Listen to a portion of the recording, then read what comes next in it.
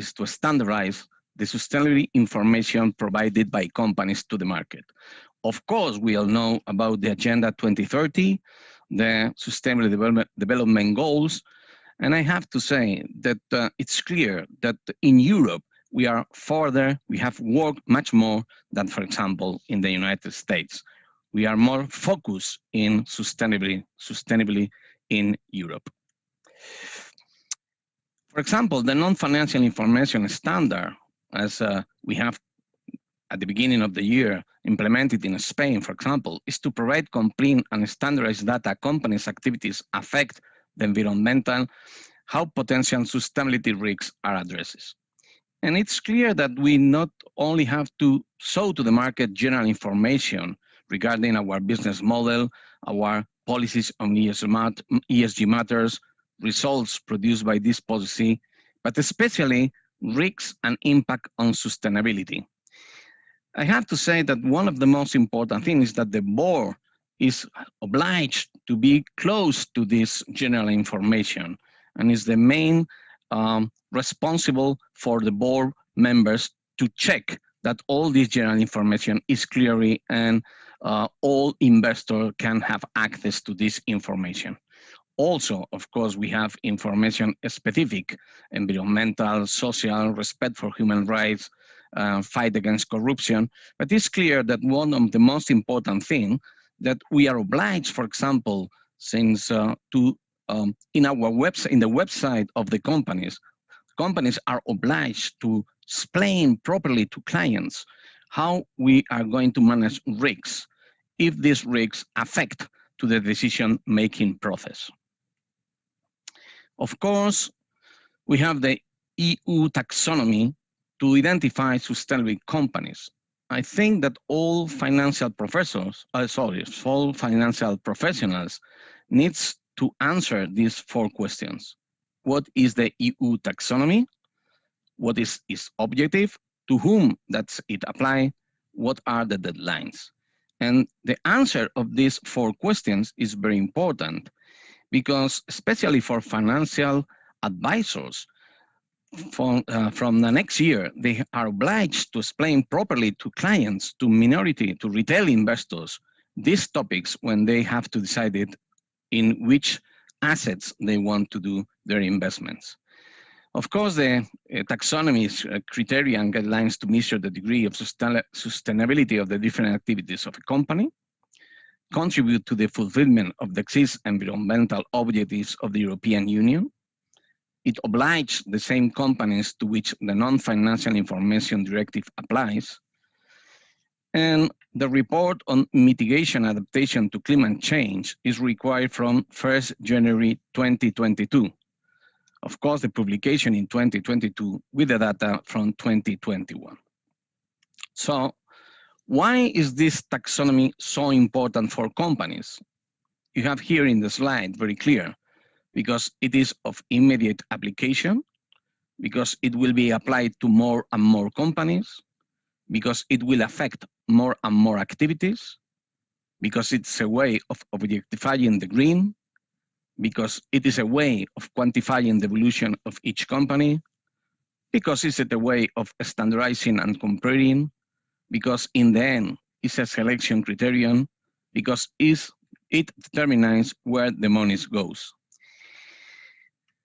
But for us as financial analysts and asset managers, what that means for companies, first thing is breakdown of the application of the taxonomy oblige companies to break down of income, expenses, and capex by activity of the taxonomy, to explain a degree of compliance with the technical selection criteria, and management data on social issues to validate that the activity complies with the minimum social warranties. And do not forget that the following are already legally obliged to use for asset managers, insurance, in the case of investment products, and investment bankings. And all the people think that it will be mandatory for the rest of the actors in the near future. In this context, ESG financings, bonds, and loans has experienced a spectacular growth from 82 to more than 778. So it's clear that the market is, the market is growing faster than expected at the beginning. And the managed asset of ESG funds, in the last 5 years, and you see in the graph, the record number of fund launches and fund regulations in 2020 brought the total number of European sustainability funds to around 3.2 thousand funds. Also, the asset in sustainability funds in Europe increased by 52 in 2020 and reached 1.1 billion euros. Accompanied by the ESG indices clearly outperforming the market. I'm going to stop here a little. ESG already affects the way to analyze companies, of course on the buy side, to the financial investment decisions. As you see in the slide, this is the traditional method of fundamental analysis and investment selections, in which everything hinges on the generation of cash flows and growth. However, the appearance of ESG implies changes in all phases of the process, but especially in point 4, assessment, since the higher or lower ESG rating of a company can lead to higher multiplied valuation premium, which will be partially explain the outperformance of ESG indices. A clear example of EFA's interest in having professionals understand and be able to integrate ESG factors into investment decision-making is our firm commitment to training and certifying asset managers, financial analysts, financial advisors, or other financial professionals. At present, more than 2,000 professionals have already been certified with the EFA's ESG analyst, a certification called FESGA, for which the large European analysis and asset management houses have opted. However, currently, there's a broad range of ESG-related KPIs produced by different agencies and institutions, which do not have the same focus and consistency. This leads to a very complex and uncertain reality, multiple ways to report a company's ESG status, no single standardized method to score a company in ESG, the absence of benchmark or indices that are a clear reference. It is urgent need to improve the consistency, comparability, and reliability of sustainability reporting. The goal is clear, also for EFA's members, is to develop reporting standards for sustainability and other ESG topics to make corporate reporting more transparent and consistent. From a user's standpoint, it should be stressed the need that sustainability standards and metrics are connected and related to financial standards. How much of the share price of a company is due to the application of sustainability goals and policies? Of course, the new standards should not affect the quality of the current financial standards. For investors, to have a high-quality set of sustainability reporting standards and with financial reporting is key to properly analyze and make investment decisions. I would like to take this opportunity to stress the role that EFAS is taking to voice analysts and investors' concerns. EFAS is represented at the highest level in the European Financial Reporting Advisory Group and the IFRS Foundation in different committees and working groups. In short, what is the status quo of ESG? A matter of enormous complexity, especially for small caps. ESG is a reality whose evaluation measurement is not based on financial data, and in many cases, these are qualitative elements. The assessment methods are not standardized, and in many cases, they are subjective. There are no reliable benchmarks or indices to act as a reference. ESG is associated with an implicit reputational risk for companies that must be assessed when making decisions on the matter. Regulation is very complex and changing. The reporting is totally different from financial reporting, and equally, it is also subject to legal requirements. The information required for taxonomy, for example, requires a degree of breakdown, radically different from the conventional one and difficult to obtain. Adapting to the demand of ESG world requires resources and delimiting responsibilities in company, human resources, compliance, finance, director, etc. But the matter of such importance also for the small camps, because ESG already conditions the bank financing of companies, both the possibility of obtaining it and its cost.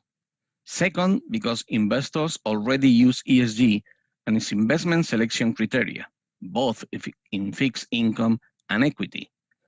And third, because both suppliers and customers already take into account the level of ESG compliance of companies. And of course, it will do so even more in the future. What solution does the market offer companies to deal with ESG? It's not something different, it's just a rating. Simple concept, rating the ESG situation of a company, very similar approach to credit rating. The companies are evaluated annually in the different chapters of ESG. The rating service is paid by the investors, and White offer has huge number of ESG ratings company. However, it had advantage and disadvantage, of course. But the most important thing that we can discuss later is that the conventional rating, as it is offered in the market today, can be a good solution, but just for large companies. What happened with the small companies? The answer is very clear. We have to explain to the small caps, you have to grow bigger and assume ESG is a very complex thing. Regulation is very changeable. In this context, one needs to assign resources to solve the problem. The optimum is a rating advice combination that takes into account the real response capacity of small companies when providing ESG information. And what we have to explain to the small companies is that ESG is here to stay, and therefore it demands a long-term solution for companies. Just to try to conclude, why should a company solve its problem with ESG? The answer is very simple: to be eligible. To whom? To investors in equity who already take the ESG rating of the companies as a selection criteria. To investors in bonds, loans, using ESG to choose what affects the financing of companies in the market. To banks and financiers who have trust in the ratings. To customers and suppliers for whom ESG is a sign of credibility. Also, to conclude, which are, in our opinion, key factors for sustainable investment for capital market promotions? First, of course, confidence. Making a world better allows for more confidence from investors. Thus, more demand for capital market products. In contrast with banking products, younger generation are especially eager of this kind of commitment when they invest. Long-term thinking. It is important that sustainability is incorporated in order to align return expectations, not only in euros, but also in other goals, like those that the United Nations Sustainable Development Goals set for its recommendations. Stronger ties. Leading by example in financial assets allows for people to invest in equities, funds, bonds. Capital market becoming standard for green, social, and governance issues. Instead of being followers, listed companies and board can create opportunities for lowering their capital costs, allowing for better financing. Green bonds are a great example. This in turn makes societies more open to financial markets, governments more keen to support them, becoming a more important part of a long-term well-being of each country, instead of just a part of the rich niche. Marketing, EPOS, and other capital market dynamics have more favorable environment when ESG and sustainability initiatives are attached to them, since regulations in Europe have been oriented toward addressing environmental, social, and governance issues. This is more or less, Manuel and Philippe, what I have to resume about ESG and the importance for companies to be listed in the markets. I want to thank for your attention, and I wait for your questions. Thank you.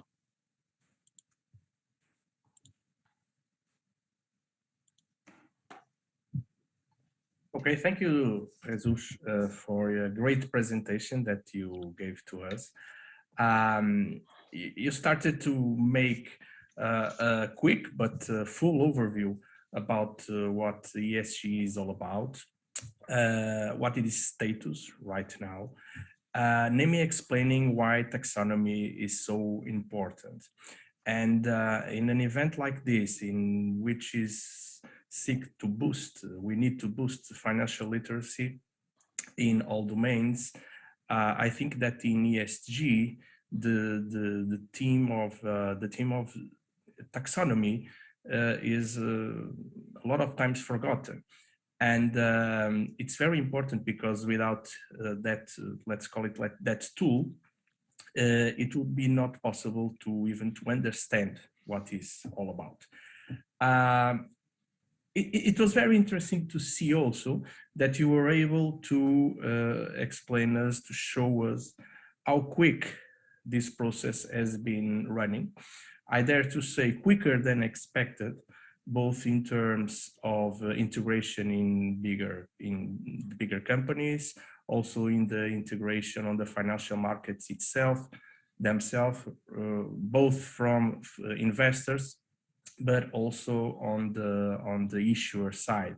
There's a lot of new products, ESG products, financial products, namely bonds and also other kind of projects, investment funds and other, that really help us to understand that this is already materializing in a very quick way. So this is not only a question of something that we can choose to follow or not to follow. No, this is here to stay. I think you said exactly that phrase, and I couldn't agree more. So in this whole context, having ESG skills, I think it's a must-have, both for companies but both for financial analysts. And I would say that in lato sensu to everybody, because we see politics going after this trend also. So I think this is a subject that deserves a little more attention from the technical aspects, from the skills side than that we have been witnessing until now.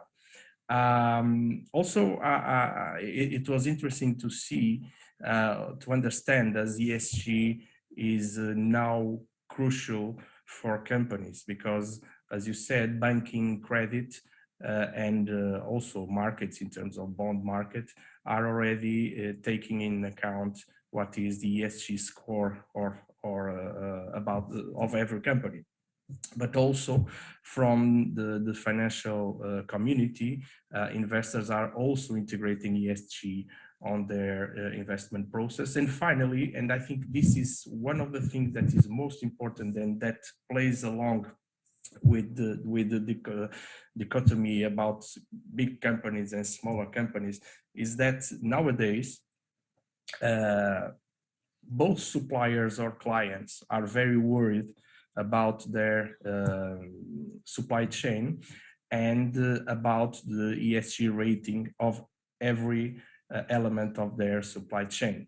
And this is very important because, as you said, it's very difficult to onboard small and medium enterprises on this process.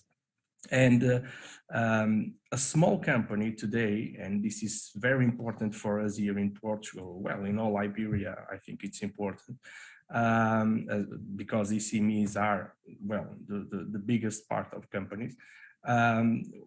For smaller companies, it would be in the future very difficult to keep their role in the global supply chain because they don't have the ESG scoring, and that is one of the main challenges that I think this whole ESG process is now is now facing. So thank you very much for your presentation. And we are now starting some Q&A. And if you don't mind, Jesus, I will place you a question. I think it will be more like a challenge, but let's see what happens.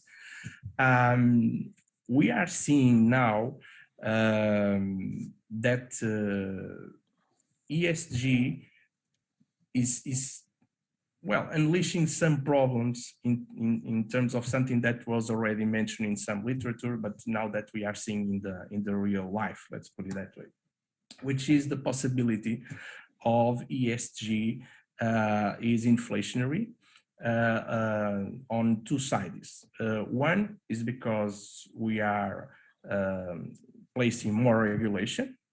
We are placing political goals that sometimes can oppose what the traditional market forces would be. And we are seeing that, for instance, in the energy crisis that we are facing in Europe, not only in Europe, of course, but it has to do a lot with the energy mix that we are now, that we forced ourselves to implement, probably in a quicker way than we should.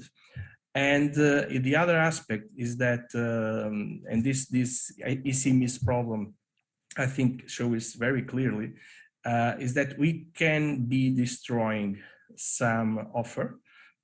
We can be destroying some companies, putting them out of business, or at least putting them with higher costs because they don't have an ESG score or a good ESG score. And if we think that inflation tends to be more harmful for more vulnerable communities, we are in a certain way of in one side we seek sustainability, and in the other side we can be harming more vulnerable communities, people, even countries. And I would like to ask you, how do you see this compromise that we have to deal with, in which ESG integration can bring us into the world a lot of good things, but has also some risks? And I would like you to comment on that. Well, I'm not sure if answering in Spanish or in English, but I will try in English. The different views. In the short time, sure, ESG is inflationary because all companies has to change. So this change implies change the type of production, change the way that they offer their products, change the, increase the prices to change everything in the company to adapt it to the new ESG requirements. So in the short time, for sure. It's clear, the example, for example, in Spain is very clear. No? Now the price of the energy is grow every day. No? And why this happened? Because we were not prepared. All the people wants to be sustainable. All the people wants to have new sustainable energy. However, we are not prepared. So we still need to import energy from different countries. We have decided not to support nuclear energy, but later we have to import from France, for example. So nowadays, the price of the energy is clearly very high because we want to be sustainable. But in the medium and long term, I think this is not going to be inflation. Is not going to be, inflation is not going to be a factor for advance in the ESG factors for the companies. Of course, when everybody has adapted their process, there will be no problem. Nowadays, I think that for each company, first thing is that you have to prepare your company, your employees, your managers. They have to learn how to implement it ESG in all the chain process. So of course it's going to be inflationary in the short term, but not in the long and medium term, I think. I think that from the audience there hasn't been any question yet, but I would also and addressing the topic of the sustainability importance for our capital markets, not only in Portugal but also in Spain or in Europe as a whole. How do you think that companies can adapt, and how do you think that smaller companies can evolve in this environment? What are the initiatives that, for instance, you've seen in Spain in order to help those companies? Well, it's a really good question, Manuel. In Spain, for example, there is private initiatives to help small and medium caps to understand first and to implement it second ESG. For example, the Spanish Society of Financial Analysts has developed what we call Lighthouse. It's an independent analysis department. Don't forget that the Spanish Society is non-for-profit organization. And this Lighthouse, what it's doing is to do analysis for orphan companies, dedicated only in small and medium caps that they do not have any financial analyst following the company. So we began with traditional financial analysts, and then we move now to the ESG. So Lighthouse is going to do ratings for the E, the S, and the G for small and medium caps. I have to say, with a very, very few price, it's amazing. We do not want to compete with the large rating agencies. We are just focusing on small and medium caps. And our idea is that we are going to give advice and then rating. So you can request some advice how to implement ESG in the company, or you can request for rating. And I have to say that we hope to be successful. We have a lot of small and medium companies. We are doing a lot of a roadshow through our stock exchange, together with the stock exchange in Spain, in Barcelona, Madrid, Valencia, to clearly explain to the companies how they can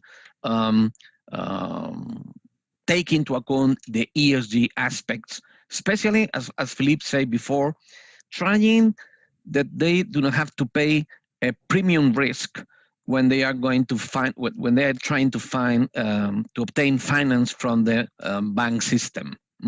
And thinking that for the future, is very clear that if you have not an ESG rating, it's going to be very difficult for these small and medium caps to begin to be listed in the market. So this is a private initiative, but with a lot of support of the stock exchange, of the Spanish stock exchange, and also of our regulators, because at the end of the day, do not forget that regulators are more than happy to hear this type of initiatives from the private sector.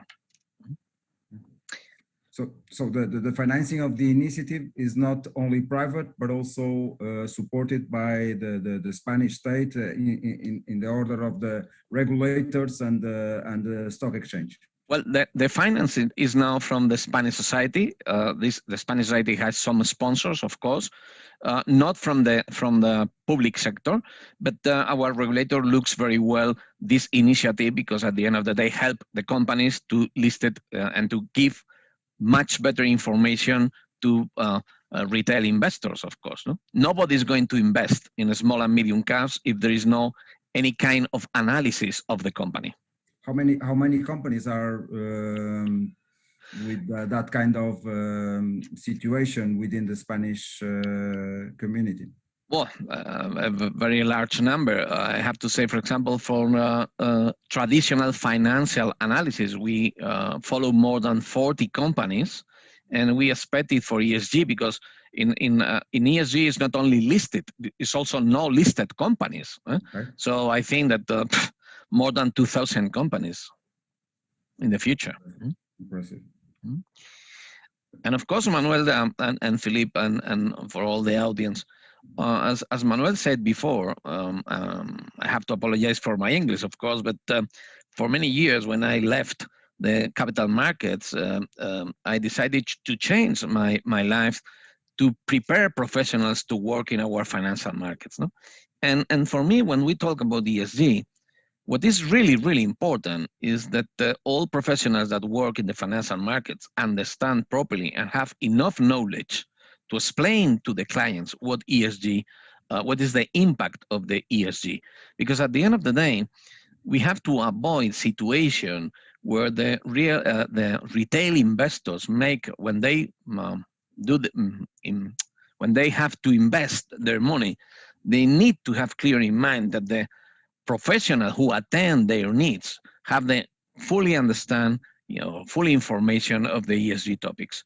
So that's why in EFAS, and also, of course, APAF as member of EFAS, we are clearly involved in the training and qualification of professionals. If we want to be successful in the future, if we want that the ESG is over or everything, we need to prepare properly our professionals in the markets. And this is very, very important for me. So I want to thank APAF, because I know that you are doing your best in Portugal to promote the knowledge of the ESG, of ESG. Yes, and Jesus, if you allow me, I think that one way of well, to transmit that message is that ESG knowledge has passed from a stage from which it was nice to have for a must-have.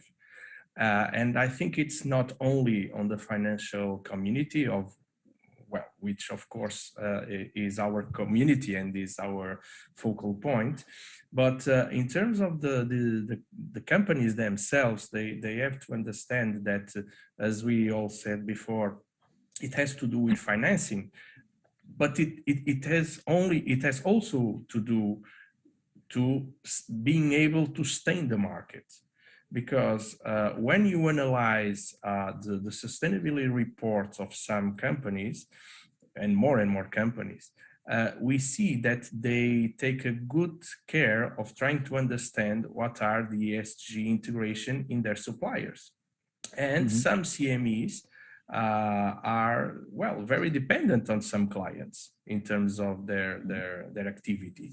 So they can be more or less put out of market if they don't have any ESG integration, and of course measuring, because one thing is to integrate ESG factors and the other is to measure the impact, which is more, well, as important as integrating ESG elements.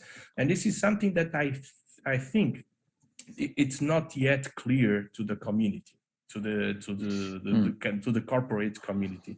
They tend to see as only as a big company's problem, companies that have to speak with the market because they issue bonds or because they want to be in the investment portfolios.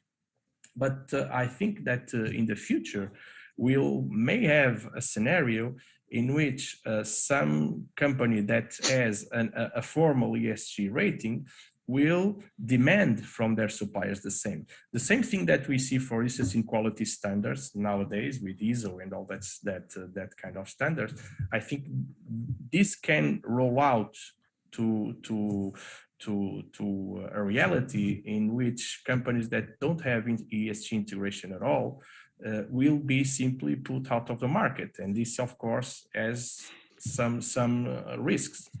Yeah, I totally agree. I have to say, Philippe, that EFAS is working hard with the European Financial Reporting Advisory Group, because at the end of the day, what is important is which kind of financial reporting, non-financial, or what they say, non-financial reporting we are going to offer to our investors. No?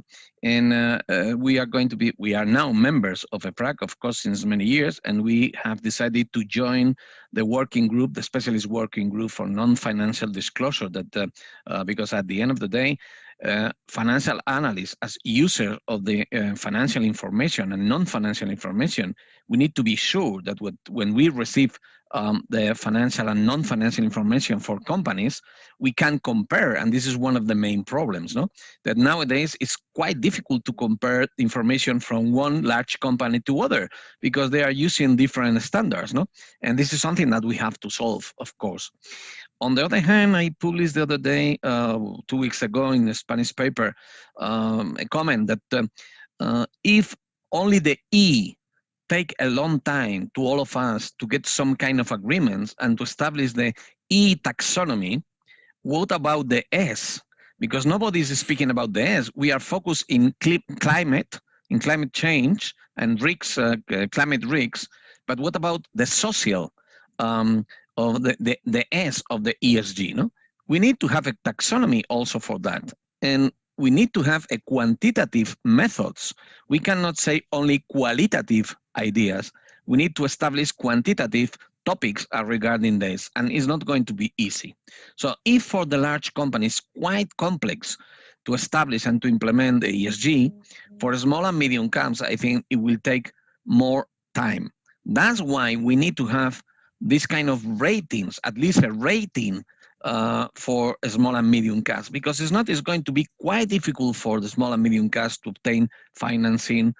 Of course, they are going to pay a premium in the bank system for loans, and I'm not sure about capital markets.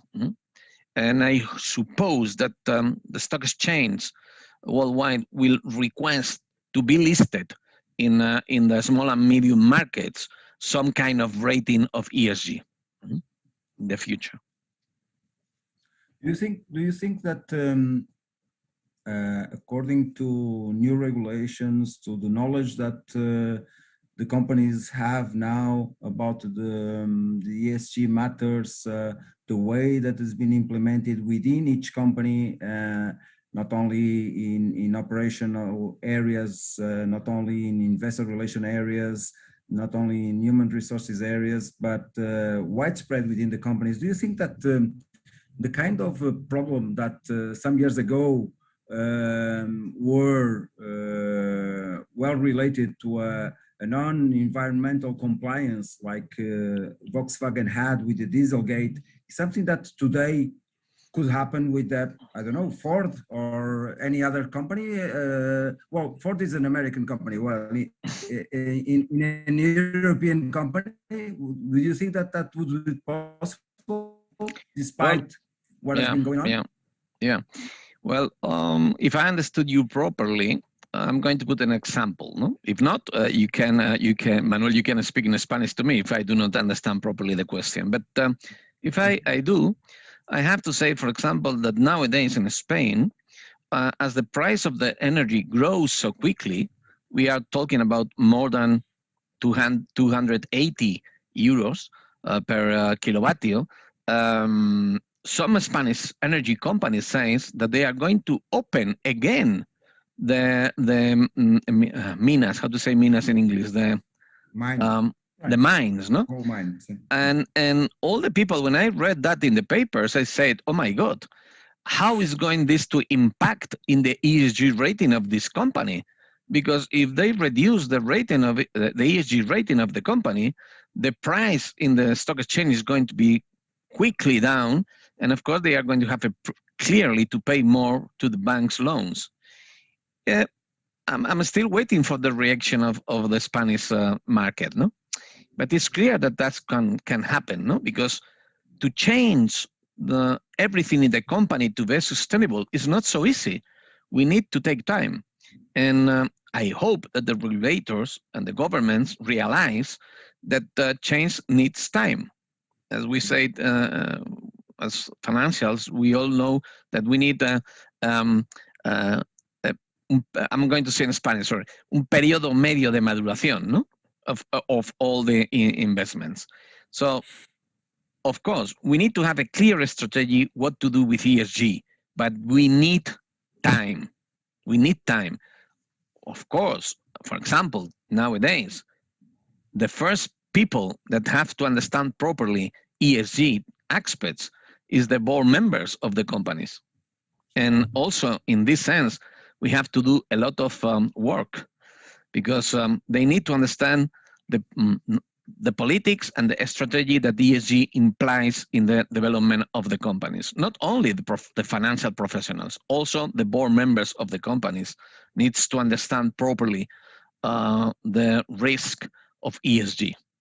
If I understood well your answer, and I do understand your English, but you're telling me that it would be more difficult for a board to accept what the board of Volkswagen accepted some years ago on the diesel issue, because as far as we know now, there was some knowledge about the way that the diesel stuff was being circulated among the company, and it was not discussed at that time. So you would understand, or you would guess that would be much more difficult to happen today, because the board is more conscious of what it means to hide that kind of information of the market.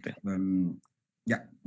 I have a question here from okay. it connects with what Felipe Garcia said. It's a question from Miguel Lemos, one people from the audience, saying that with the current energy crisis, do you think that people will look more to the financial performance rather than the environment impact? And the weights that have been, it's a kind of question that Philippe has made, but a different angle. Do you think that people will look more to the euros rather than the environmental problems? I have to answer as chairman of EFAS, or I have to answer as a retail investor? Because as retail investor, it's clear. If I have in my portfolio shares of this company, ESG, well, because if I need the money, especially in the short term, I prefer that the prices of the shares don't drop. So it's clear for me. If in the short, nowadays with the prices of the energy growing, people is afraid. And of course, we have to rethink if the ESG or the changes that ESG oblige us has to be more slow, has to be done more slowly, because it's clear the question is really good. Everybody's speaking about ESG, the future, but what about the present with the prices on the market? And as I said before, companies cannot change immediately from the traditional way to manage to the new way. They need time. And of course, prices of the shares will be, as retail investors nowadays, depends of the age, of course. But if you are close to retirement and you need to receive money, perhaps you're thinking about ESG is in the second part of your mind, and you prefer that companies continue maintaining the same price of the share in the market. Manuel, there is another question. I don't know if you see. Please do. Okay, so Kate Gimblet asks us, does Portugal government have a program to support SMEs in their ESG policy changes? Well, I assume that Jesus is not. Well, I don't know. Manuel, do you want to answer, and I will try to You can, Philip, if you want. I can complete afterwards. But okay, no. Clearly, Jesus is not the right person to answer about the Portuguese support in this matter. Yes, what we see here in Portugal is that we are on the beginning of the implementation on all this. Firstly, because we do have ESG integration in the national politics.